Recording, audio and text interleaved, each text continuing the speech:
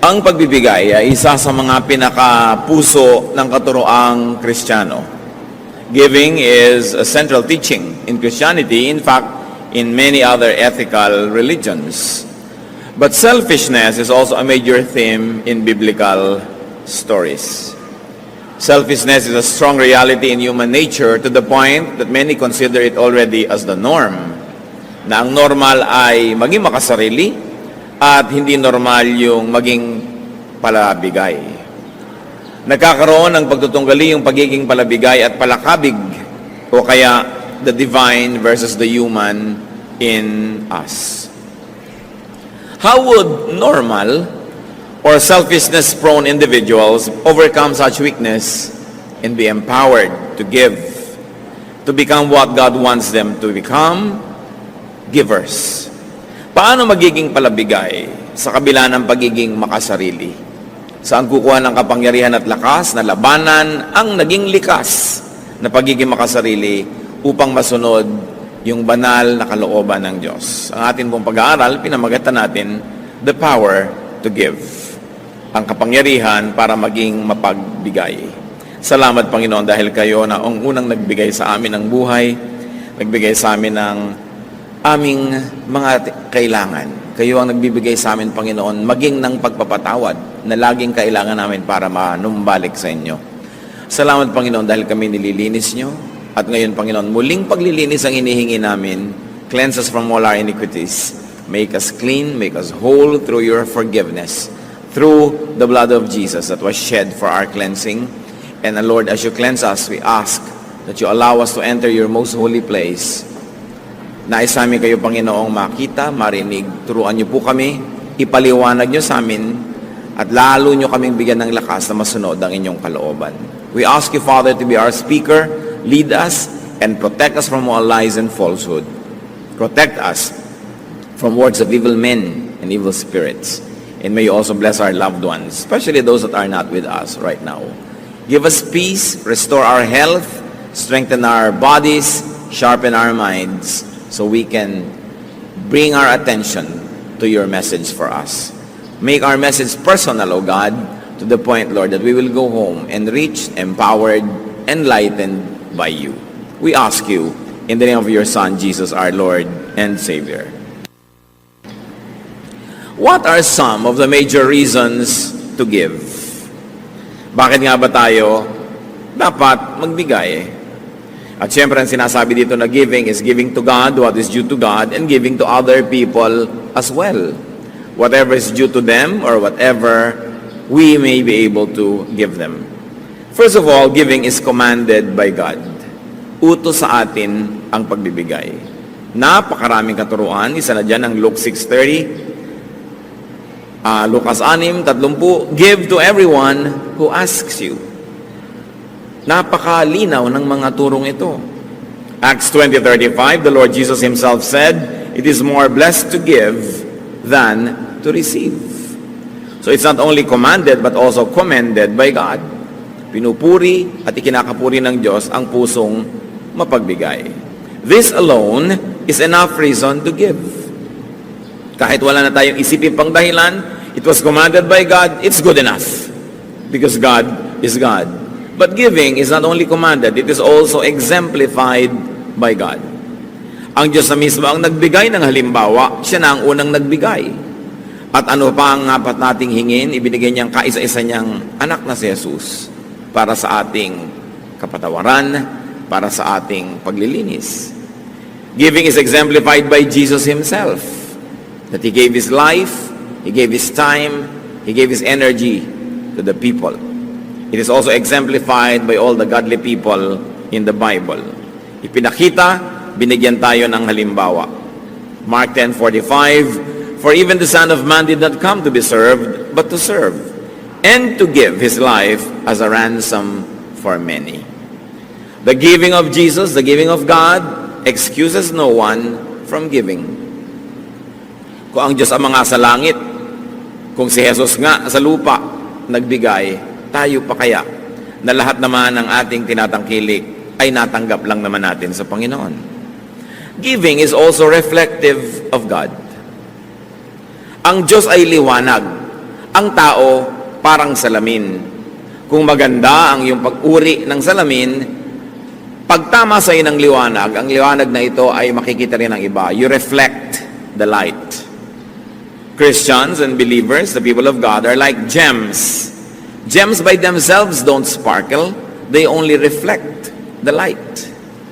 And because God is light and God is a giver, we who are mirrors and gems must reflect that giving spirit. The people who don't receive the direct giving from God will experience God's giving through us. Kaya nakikita nila ang liwanag dahil sa atin na nagpapatalsik ng liwanag na ito oras na tayo ay tinamaan. Therefore, the mirror honors the light.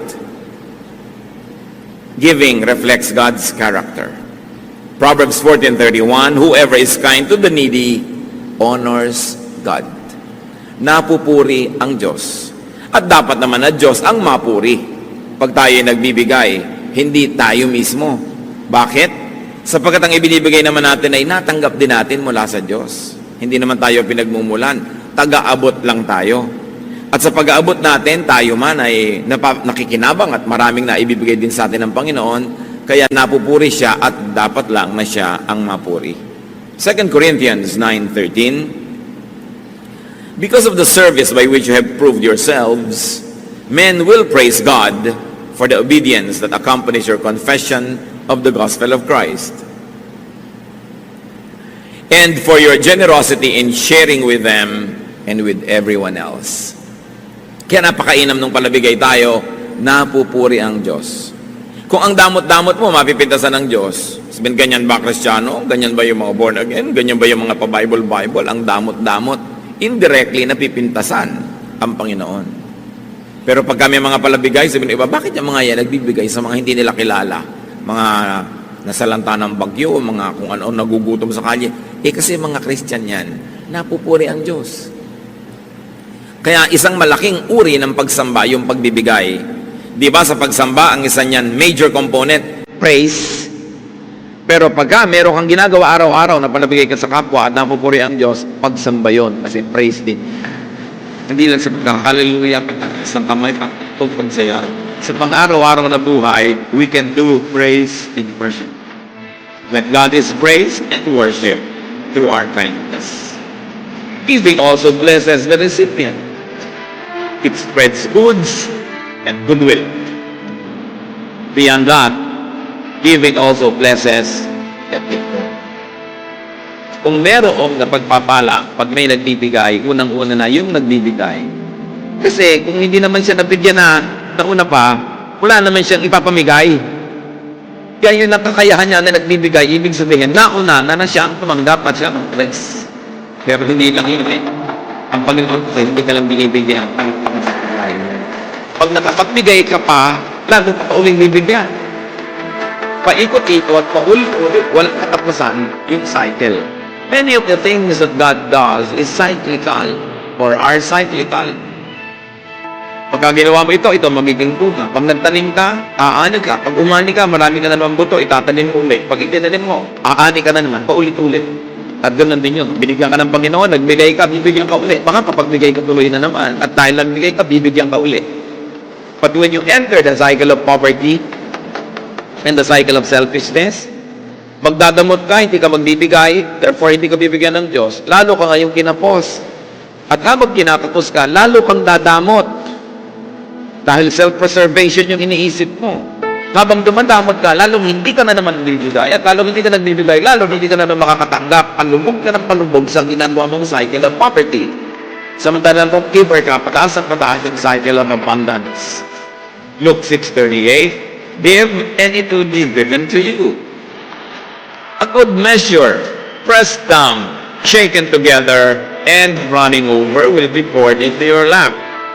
For with the measure you use, it will be measured to you. Lagi natin kung nadidinig, siksik, liglig, kumaapaw, ang ibabalik sa iyo ng Diyos kung ikaw ay mapagbigay. Because giving sets a blessing to scenery in motion. Pag nagbigay ka, para kami pinag-switch ng pabrika, aandar lang yung mga parts noon, iikot, aandar. Ang ending, may lalabas na produkto, patungo dun sa bibigyan mo at patungo rin sa iyo. At yung naluwalhati ang Diyos. Hindi mo pwedeng pigilin yon. Automatic. Pag may ginawa kang mali, may itinanim ka, aandar yung makinarya, ang lalabas na bunga nun, kaparusahan. Kung minsan matagal lang lumabas, akala mo lusot ka na. Pagka naman nagbigay ka, gumawa ka ng mabuti, pinindot mo din yung automatic switch, aandar din yung makinarya ng Diyos, hindi yung titigil hanggang hindi lumalabas yung produkto. Pagpapala doon sa iyong binigyan, pagpapala sa iyo at kaluwalhatian ng Diyos. Automatic. Kumisan din, matagal lumalik yung gantimpala, akala mo wala na. Tapos sa panahon na gipit ka, nalimutan mo na meron ka palang points, biglang lumalabas yun. Maraming nagpapatotoon yan. Mga hindi nila inaasahan kung saan nagmumula ng mga blessing. Tapos maalala nila, oo nga pala, somewhere in time, ako ay merong ginawang mabuti. At ang Diyos kasi hindi lumilimot sa ginagawang mabuti. Ang Diyos kasi ayaw niyang may utang siya sa tao. Sino naman tayo para magpautang sa Diyos? Papayag ba ang Diyos na siya may utang sa nilalang lang niya? So oras ay kayo nagbibigay at gumagawa ng mabuti, susuklian niya ng sobra-sobra para at the end of the day, ikaw pa rin ang may utang na loob at hindi siya. Napakasimple ng logic na yon. Hindi papayag ang Diyos na siya itong may utang sa tao. Kaya walang pagbibigay sa kapwa o sa Panginoon ang nakakalugi. Hindi ka papayagan ng Diyos na malugi at mapintasan mo siya. Dahil yan ang kanyang katuruan. Giving pleases God. Therefore, it opens the door to followership to Jesus. Yung mga iba gustong-gustong sumunod kay Jesus. Tulad ng isang mayamang lalaki, sabi niya, anong dapat kong gawin para makasama sa inyo? Matthew 19:21, Jesus answered, if you want to be perfect, go, sell your possessions and give to the poor, and you will have treasure in heaven. Then come, follow me. Ang gusto ni Jesus na kasama, mayayaman, pero mayayaman sa mabubuting gawa. Mayayaman sa kawang gawa, mayayaman doon sa mga tinatawag niyang kayamanan sa langit, treasure in heaven. Sabi nitong mayaman, gusto kong sumama sa inyo, ano bang dapat kong gawin? Sabi, pues, ipamigay mo ang iyong kayamanan nang walang maging hadlang sa pagsunod mo. Marami pong tao hindi makakasunod dahil ayaw magpamigay. Pero kitang-kita natin dito, ginawa ni Lord na isang requirement, hindi sa lahat ito ha. Marahil na ang taong ito, sobrang din ang pag-ibig sa kayamanan niya na hindi niya pwedeng ibigin ng Diyos kasi sabay, dalawa yung iniibig mo. Pero kung malinaw naman sa iyo na Diyos ang nauuna mong iniibig, nagkataon ka namang mayaman din, hindi naman kailangan ipamigay mo lahat yan. Pero ang point, kung alam mo na ito nang nakakasagabal, naglalayo sa iyo sa Diyos, paano ka susunod sa Panginoon kung may iba kang sinusundan at magkaibang direksyon ang pinupuntahan nun at magkaibang tinig ang tumatawag sa iyo? Malungkot na umuwi ang lalaking yon kasi hindi niya nabitawan ang kanyang kayamanan. Sayang naman kasi halos 2,000 taon na ang nakalipas. Sasandali lang naman siyang nabuhay, hindi pa niya ginamit yung sandali na yon para maging masunurin sa Panginoon. Na kung ang hinihingi ng Panginoon sa kanyang pagsunod natin sa Kanya ay maging palabigay, this alone should motivate and inspire believers to give.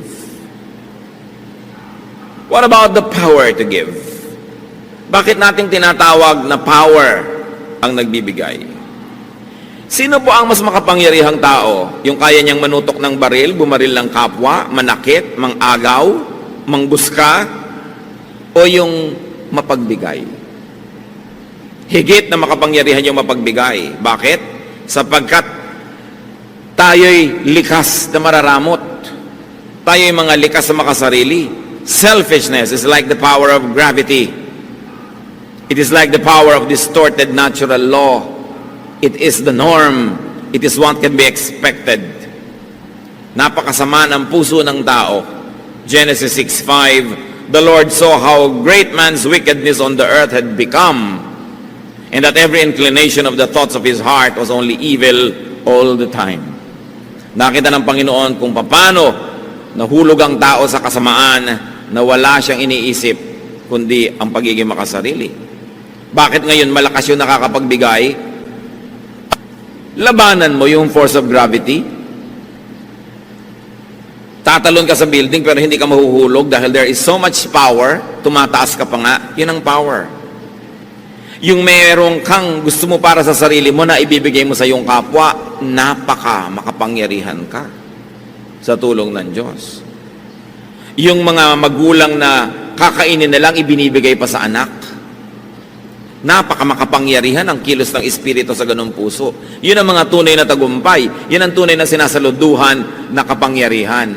Yung matanggihan ang sarili at mapagbigyan ang kapwa. It takes so much resolve and energy and power to give. That is why giving is part of praise and worship. No true worshiper comes before God empty-handed. Kahit sa Biblia, sinasabi yun, huwag kayong haharap sa akin na wala man lang bit-bit. Why? Because giving is a triumph of the divine.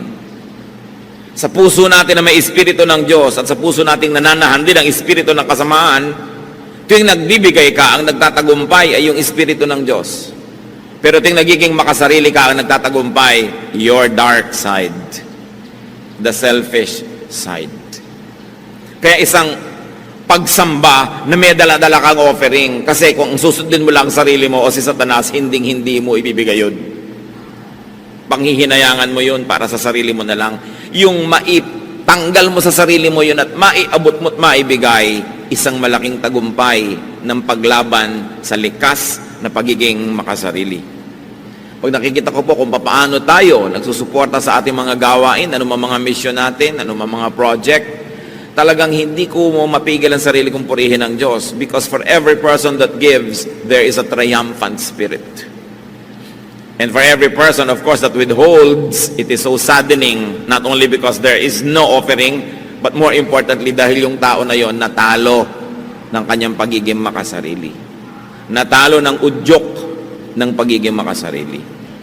Now, how can we be empowered to give, to obey, and to praise God? How can we be empowered to give and be good to others? First, need and want less. Para tayo makapagbigay at magkaroon ng ganong kapangyarihan, bawasan ang mga listahan ng pangangailangan at mga hinahabol-habol at mga gusto. Habang dumadami ang gusto natin na maging atin, makamkam, masarili, matamasa, andun lang yon, isa lang ang size ng puso natin.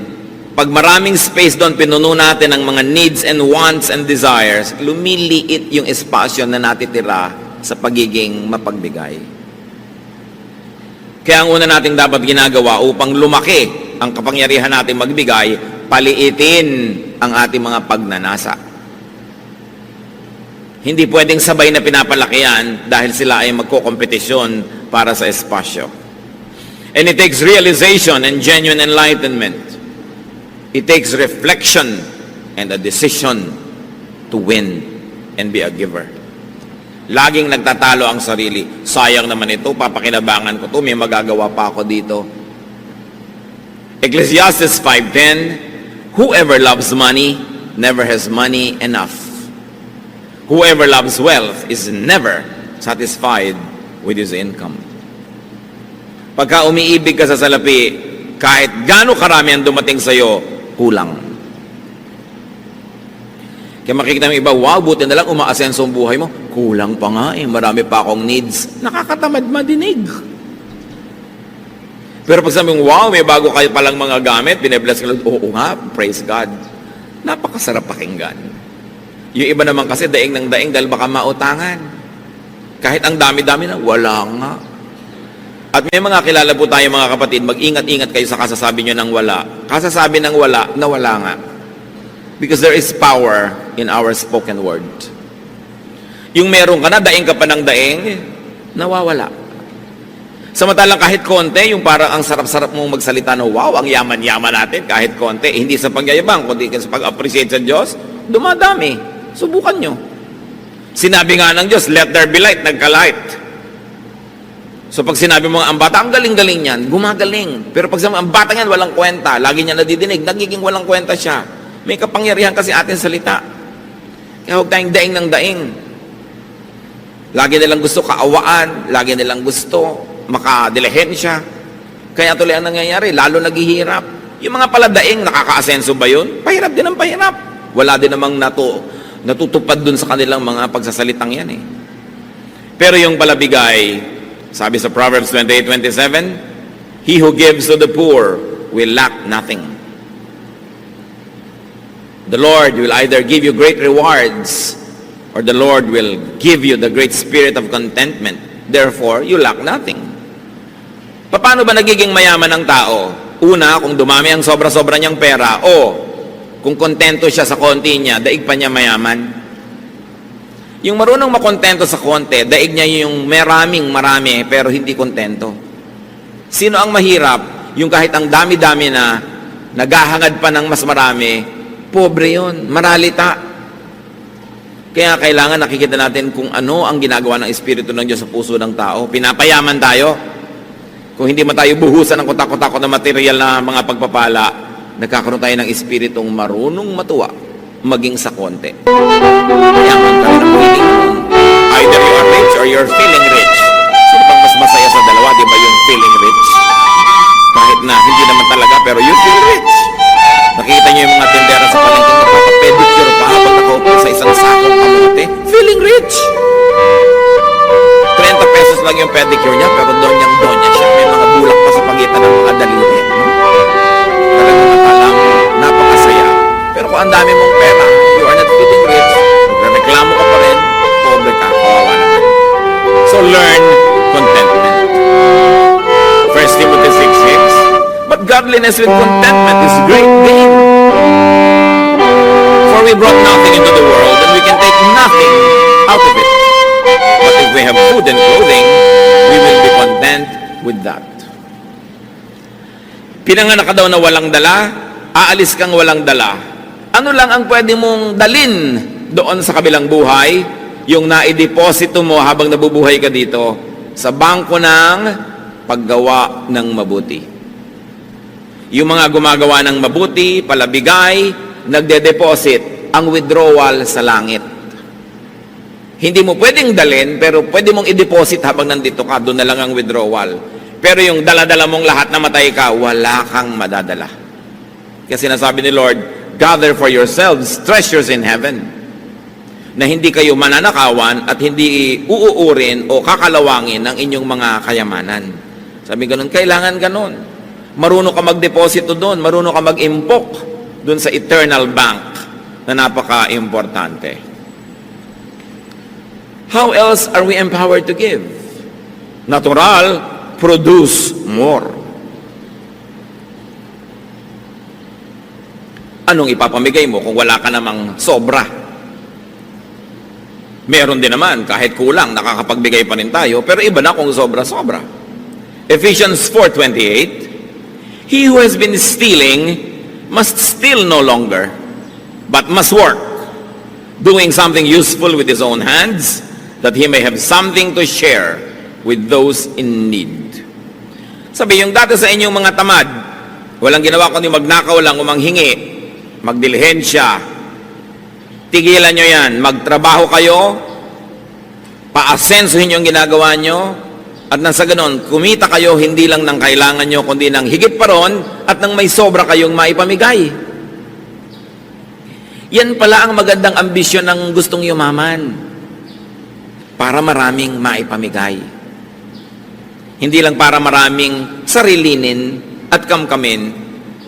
One of the nicest pleasures in life is to give. Napakasarap nun. At napakasarap na ipagmahal, ipakisama ang pagbibigay. Kaya dapat nating ambisyon na kumita, magtrabaho, maging mabunga para maraming pwedeng ipamigay. Produce surplus for giveaway. And God gives surplus precisely for that reason, so that we can give away. Kung binibigyan kayo ng Diyos ng higit sa inyong pang-araw-araw na pangangailangan, may assignment kayo magbigay. Siyempre, God is God of mathematics, God is God of equation, and God is God of proportion. Alangan naman nagkamali siya. Binibigyan kayo ng sobra. Nakita nyo noon, nang sila Moses ay nandoon sa disyerto, wala silang makain, umuulan ng mana from heaven. At ang utos ng Diyos, ang kolektahin nyo lang yung kakailangan ninyo sa araw na to. Yung iba sigurista, kumolekta ng pangbukas, inuod yung sobra. Sabi ng Diyos, ba't kayo kumukuha ng sobra? Hindi ba kayo nananalig na bukas nandun uli ako at bukas magbibigay uli ako? Yung sobra niyong pag-iimpok, isang pagpapatunay na hindi kayo nananalig sa aking pangakong bibigyan ko kayo araw-araw. Kaya nabulok. Ngayon, kung binibigyan ka ng sobra, anong dahilan? Para ka makapagbigay. Hindi para maging makasarili ka lamang. Bagamat hindi naman masamang may iniimpok-impok ka, lalo gusto mong mamuhunan, gusto mong may gawin na ganot ganyan, pero hindi lang para sa sarili. Bawat tumatanggap ng sobra, may assignment from God. Luke 12:48, for everyone who has been given much, much will be demanded. And from the one who has been entrusted with much, much more will be asked. Malinaw. Ang binibigyan ng sobra, paghahanapan ng Diyos nung sobrang yon, kung ano ang kanyang ginawa. Mas mataas ang expectation ng Panginoon sa kanyang mas pinagpapala. Kaya yung pagpapalang tinatanggap natin sa Panginoon is a form of responsibility. It is God's trust. Trust fund niya yun. Hindi sa atin lahat. Bagamat salamat, meron tayong parte doon. Kaya nga sa atin inaabot para rin tayo magkaroon. Pero hindi lahat para sa atin. How else can we be empowered to give, to be acquainted with, and to know suffering from unmet needs? Pag sobrang maluwag ang inyong buhay, kailangan reacquaint yourself with suffering. Don't fail na makipagkwentuhan sa inyong mga labandera, sa mga tindera, mga manikurista, mga mekaniko, mga taxi driver, mga taong nagsisikap, mga isang kahig, isang tuka, mga taong dalawang kahig, kalahating tuka, kulang na kulang ang kinikita. Kasi kung tayo nakikisalamuha, nakikipagmabutihan, at nakikisangkot sa mga nangangailangan, muling nabubuhay yung espiritu sa atin ng charity. Pagka nakakasalamuha ka sa mga taong konting-konting halaga, napakalaking bagay sa kanila, natututunan mong magbigay ng mga halagang yon at natututunan mong magtipid sa iyong mga luho.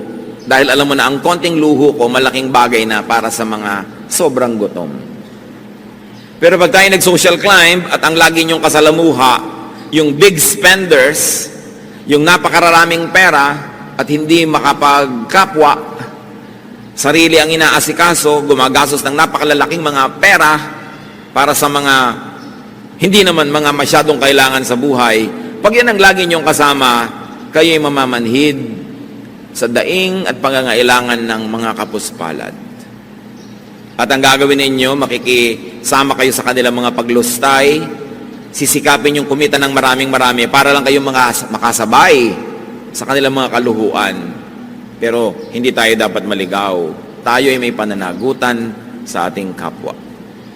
Kaya dapat, kahit ang ating mga anak, kung lumalaki sa ginhawa, dapat nyo silang iminumulat sa mga pangangailangan ng mga sarili nilang mga pinsan na maaaring higit na nagdarahop kaysa sa inyo. Kailangan silang dinadala sa mga lugar na nakakita silang pagdurusa at hirap para sila'y magkaroon ng malasakit sa kapwa. Hindi yung lagi silang ikinukulong sa mga air-conditioned cars at mga air-conditioned homes at sa mga gated villages at sila ay nagiging bulag sa katotohanan ng pagdurusa ng sangkatauhan. Dapat lagi tayong nagre-reacquaint. Katulad ng Panginoong Yesus, ang anak ng Diyos ay bumaba mula sa ginhawa at luwalhati ng langit para makisalamuha sa mga tao, para maranasan niya ang hirap ng mga tao, at nang sa ganon, hindi lang niya nauunawa sa isip, alam niya sa gawa kung paano makipaglaban sa kasalanan at kahirapan. At dahil ang anak ng Diyos ay nabuhay bilang tao, at dumanas ang lahat ng uri ng tukso na salamat na lang at kanya na pagtagumpayan, ano ang naging bunga? Naging mapagtanggap si Jesus sa mga makasalanan, mapagpatawad, maibigin, mapagbigay, mapagpagaling, sapagkat naramdaman niya ang lahat ng hirap. Siya man ipinanganak doon lang sa pakainan ng hayop, sa kahon na nilalagyan lang ng pagkain ng hayop, sa sabsaban. Siya man ay ipinanganak sa bahay ng hayop, hindi sa bahay ng tao. Siya man ay nabuhay sa isang pamilyang ubod ng hirap, sa isang napaka-makalumang bayan, sa isang kawawang nasyon na Israel na inaapi ng mayamang Roma. Alam ni Jesus ang pagdurusa, kaya marunong siya magbigay. Kaya ang ating mga kapwa na nanggaling sa hirap, tapos yumaman, dapat lumingon. Hindi yung tatalikuran mo na ng todo ang iyong paghihirap, at ang mga kilala mong mahihirap at pipilitin mo na ngayong makibarkada na lang sa mga mayayamang tulad mo rin naman ay galing din sa pusali at pare-pareho kayo nagpapanggap at nagbubulag-bulagan sa mga pangangailangan ng iba. Dapat ngayon ang galing sa hirap ang mas mabuti sa mahirap. Kaya ito naman ang ginagawang pang-uuto sa atin ng mga politiko, lahat galing sa hirap, no? Pero makikita ba natin talaga sa mga ginagawa nila ang malasakit sa mga mahihirap, liba na lang kung oras ng eleksyon. Pero ang totoo nun, meron silang pine-fake. Kasi ang katotohanan, pag galing ka sa mahirap, you're qualified and you're empowered. At yung galing talaga sa mayaman, kahit naman siguro pa paano, may kamag-anak ka rin mahirap, alam mo rin kung paano maging mahirap. Dapat huwag tayo maging bingi. Ang Panginoon sa Hebrews 2:18, dinescribe, because He Himself suffered when He was tempted, He is able to help those who are being tempted. Dahil siya nakaranas ng mga panunukso, mabait siya sa mga nagkakasala at sa mga natutumba at nabubuwag. Dahil siya lang naman tong nanatiling nakatayo kahit natukso. Siya lang tong nanatiling walang kasalanan, lahat naapektuhan, lahat tinatamaan at nasasaktan at nagdurugo at nalulugmok at nadarapa. Ang naging epekto kay Jesus, ang pakikitungo niya sa mga makasalanang tao, naging mapagpatawad siya at mapalakupkop sa makasalanan. Hindi naging righteous. Ngayon, kung lagi ka lang nasa seminaryo, nasa loob ng simbahan o opisina ng simbahan, nasa mga toreng-garing at mga tore ni David na antataas, relihiyosong-relihiyoso ka, ano nagiging bunga? Lalo ka ngayong mapaghusga, lalo ka mapagmataas at hindi ka makapagpasensya sa nagkakamali. Hindi yan ang example ni Jesus. Ang example yan, naunawa niya na mahirap magpakabanal, maging yung babaeng babatuhin dahil nahuli na sa akto ng pangangalo niya, sinanggahan pa niya. Pero sabi niya, sin no more. Naintindihan niya. Kaya tayo namang aral ng salita ng Diyos, ang dapat nagiging bunga, naiintindihan natin yung kinakapos, hindi hinuhusgahan natin sila. Christians are a very peculiar people. We kill our wounded. Mabuti pa kumisan yung mga rebelde, yung mga kasamahan nilang nababaril, binubuhat. Tayo, pag may Kristiyanong nabaril ng kaaway at nasugatan, niyuyurakan, pinagchichismisan, pinagpipiestahan. We kill our wounded. This is not the example of Jesus. The example is to be acquainted with suffering and weakness so that we can help those who suffer and those who are weak. Kaya kailangan maging matulungin. Pero hindi yan lahat eh. Kumisan ang nananaig lang sa atin yung ating dark side, but we have a bright side. Genesis 1:27, God created man in His own image. Merong bahagi ang Diyos na nabubuhay sa bawat puso ng bawat nilalang. We can be godly. We can be giving. If only we will allow that godly side to triumph. That's why giving by itself is the triumph of the godly side over the dark side. How else are we empowered to give? Know and understand yourself. Understand your position in God's economy. Sino ka ba talaga? Anong papel mo dito sa mundong nilikha ng Diyos? At ang lahat ng taong malinaw ang pag-iisip, we will realize that you are just a recipient of God's kindness.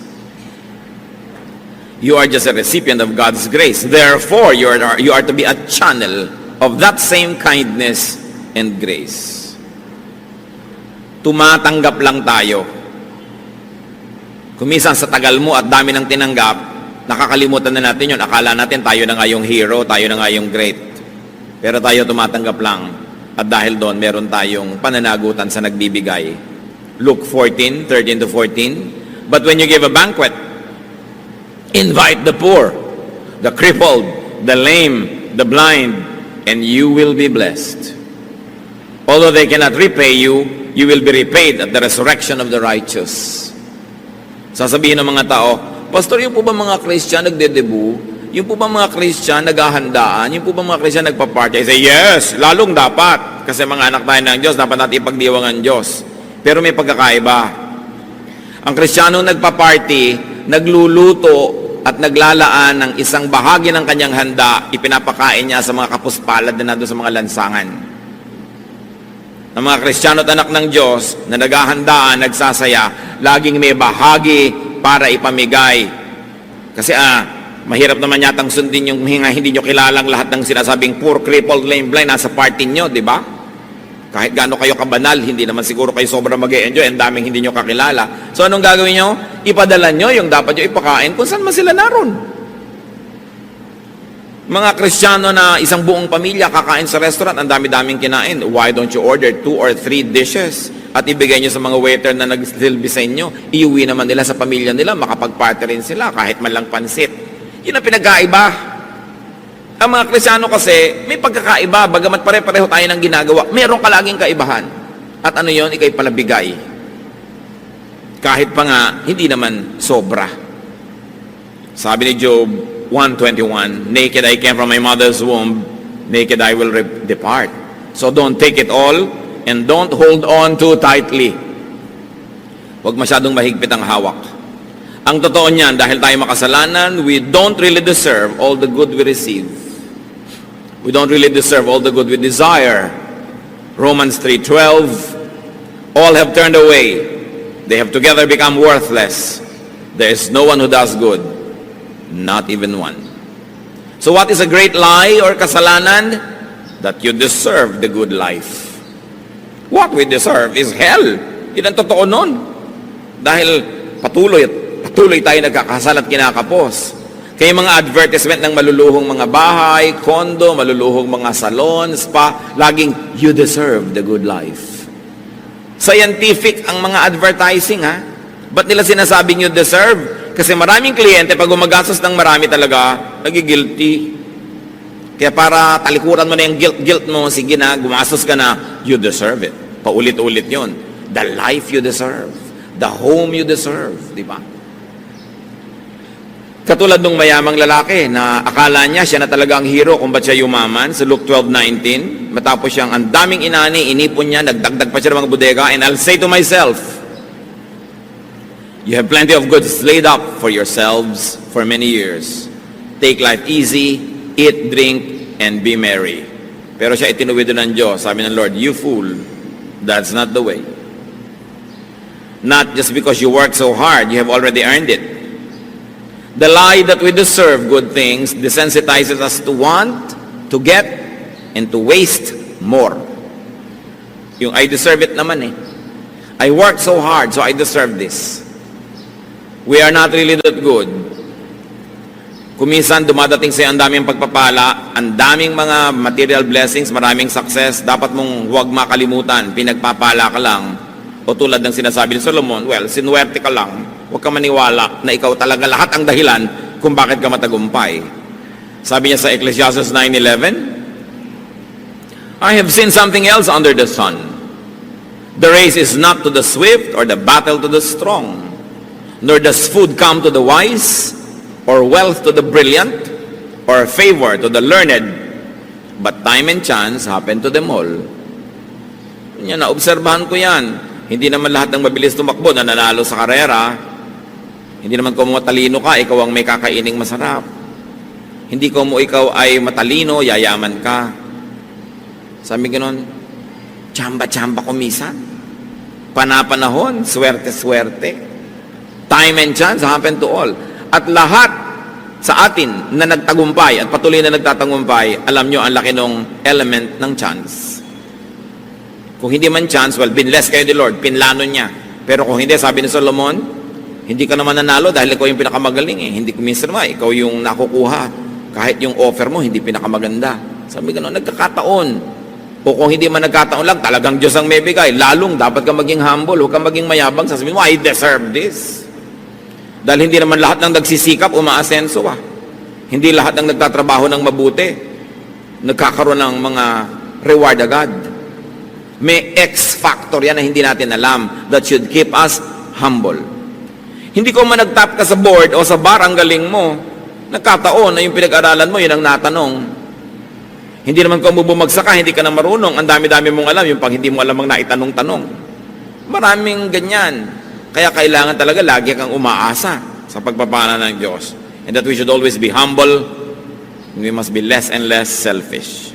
Everything good that you have came and comes from God. Ecclesiastes 5:19, God gives man wealth and possession and enables him to enjoy them. This is a gift of God. Regalo.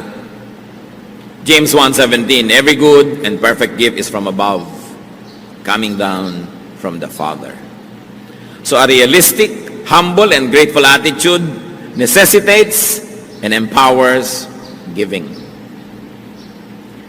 Pagka makatotohanan ang pagkakilala mo sa iyong sarili, ikay mapagpakumbaba at tumatanaw ng utang na loob sa Diyos, magkakaroon ka ng lakas para maging mapagbigay. The godly way to react to so much suffering and needs around us is to give more. Giving, by the way, is not only for the rich. It is also for the unrich. Akala natin yung mga mayayaman lang ang dapat magbigay. Kaya sa maraming churches, yung konting pamilyang may kaya, sila na lang lagi ang taya. Yung iba lagi na lang, ay mayaman si sister ganun, mayaman si ka ganun. Mark 12:42-44, sa offering, inobserve ni Lord yung mga tao, but a poor widow came and put in 2 very small copper coins, worth only a fraction of a penny. Calling his disciples to him, Jesus said, I tell you the truth, this poor widow has put more into the treasury than all the others. They all gave out of their wealth, but she out of her poverty put in everything, all she had to live on. Binibilang pala ng Panginoon yung mga hinuhulog ng mga tao doon sa offering box. Siyempre, yung mayayaman, yung mga supot nila ng mga punong-puno ng mga silver, mga gold, mga coins, pag lumaglag yun doon sa loob, ang lakas ng tunog.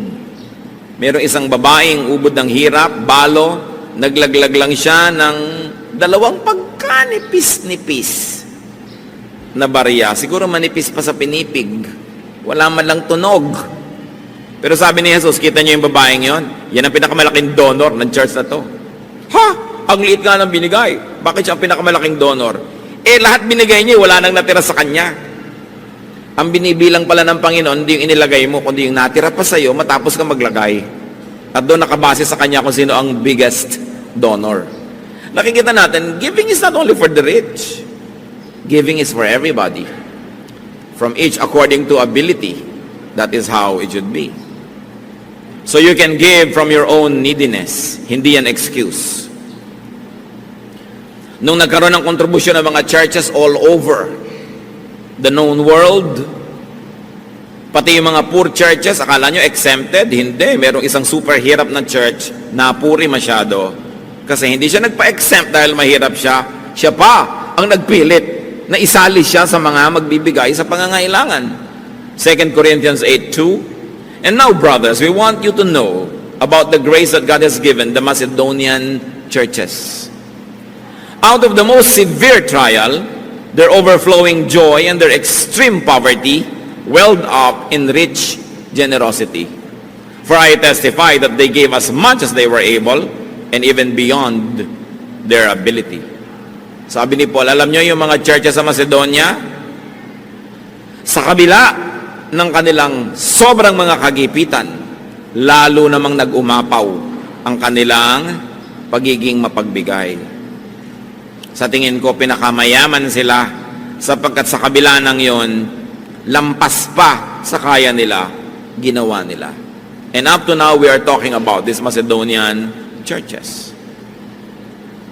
Meanwhile, while giving is not only for the rich to do, giving is not only to the poor. Ang pagbibigay, hindi lang para sa mahirap.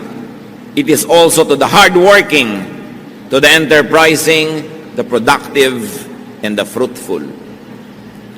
Lagi nating nire-reward ang poverty. Every politician likes to give to the poor. Kanino nila kukunin yung ibibigay nila to the poor? Di from the middle class. Ang bigat naman ng bayan na ito, pasan-pasan ng napakakonting middle class dahil sobrang mayayaman, yun nga ang mga lumulusob sa mga bangko ng gobyerno at kumuutang ng mga pera ng bayan. Yung mayayaman nga ang napakagagaling magpalusot sa pagbabayad ng buwis. Yung maliliit nga manggagawa, kinikita palang buwan-buwan, binabawas na ang kanilang taxes, withheld. Yung mayayaman, at the end of the year pa yan sisingilin, ang gagaling ng mga abogado, yan ang nagpapalusot pa, samantalang sila itong umuutang at namumuhunan galing sa pera ng bayan. Kasi sila itong may mga koneksyon. Anak nila ang mga congressman, pinsan nila ang mga senator, sila ang lumulusob sa kayamanan ng bayan at gumagamit ito. Pero sila ang number one tax evaders. Daig nila ang mahihirap sa tax evasion. Promise. Kaya nga, ang yayaman eh. Diba? Pero, kaya tayo naman laging, give to the poor, give to the poor. You give to the poor, yes. But don't forget to give to the deserving.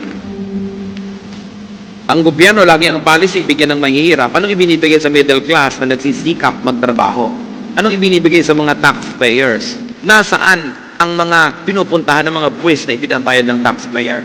May konti kang lupa, nagbabayad ka ng realty tax, at kung ano-ano, titira ng squatter, inibigay sa squatter yung lote mo, ikaw pa magbabayad para ka umalis. This is unjust. You don't give only to the poor, you give to those who work hard. You reward good labor. So, ang policy ng Panginoon, hindi yung always give to the poor pero tamad. Alam nyo yung may binigyan yung Diyos na binigay sa example ng isang parable, pinuhunan na ng 10, pinuhunan ng 5, at saka 1. Yung 10, pagbalik nung nagbigay ng puhunan, naging 20. Sabi ba, sa'yo na yan, ang galing mo. Yung 5, naging 10, napatubo, ang galing mo. Yung 1, walang kinita. Sabi yung 1 mo, papawiin ko tayo, ibibigay ko doon sa may 20. Yun ang policy ng Panginoon. Reward those who work hard. Matthew 25:20, for everyone who has will be given more, and he will have an abundance. Whoever does not have, even what he has, will be taken from him. Si Jesus ang nagsasabi niyan, huwag kayo nag-iisip ng mga wrong-headed charity, bigay lang ng bigay, parang naglalagay kayo ng tubig ng mga butas ng balde, wala rin nangyayari.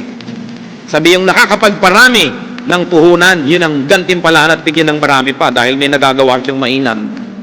Sa mga kamag-anak nyo, yung hingi lang ng hingi, wala namang ginagawa. Huwag niyong pagbibigyan niya.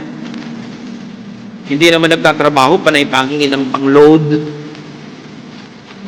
Wala na ng trabaho, ang ate-ate pa ng cellphone, may folding bed sa loob. Pag hindi sila productive, sayang ang pera binibigay nyo. Pag nakakita kayo ng kamag-anak nyo na, uy, binigyan mo ng konting pera, bumili ng kawali at saging na sapa, nagtinda ng banana Q, yun ang pagbibigyan nyo dahil dami binibigay nyo doon. Pero yung konting bibigay mo, magmumual agad, magpa-party na, ano mangyayari doon? Ulitin natin ang Matthew 25:20, galing sa bibig ng Panginoon ito, dibdibin nyo to. For everyone who has will be given more, and he will have an abundance.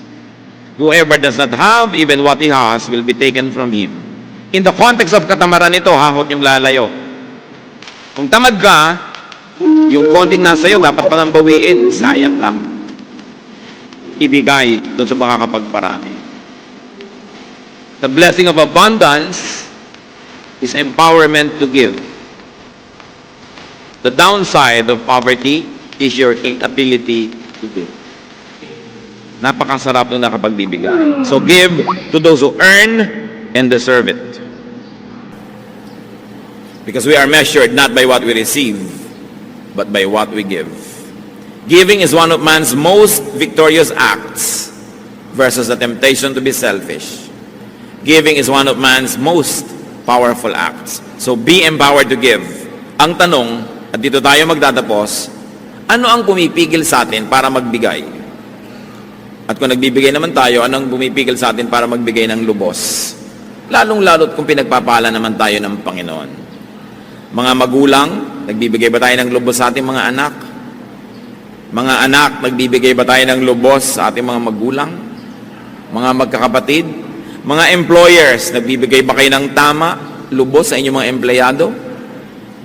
Mga empleyado, nagbibigay ba kayo ng tama sa inyong mga amo?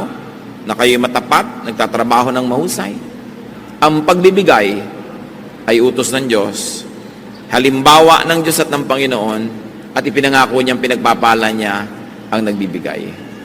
Aming Ama sa langit, kayo na nagbibigay ng buhay sa amin at lahat ng aming pangangailangan, ituro niyo sa amin, Lord, the power of generosity, and when you give us, so that we can give to others, may we not fail you, may we be victorious and triumphant because of your Spirit that resides in us. Turuan mo kami na tanggihan ang aming pagiging makasarili para mangamkam at maging amin lang ang lahat, kundi ibukas namin ang aming palad at puso para dumaloy mula rito ang pagpapala mula sa inyo tungo sa marami. Pagpalain niyo po kami, mga kapatid, pagbulay-bulayan natin sa mandali, sa katahimikan, kung ano-ano pa ang mga kahulugan ng mga paalalang ito sa ating buhay.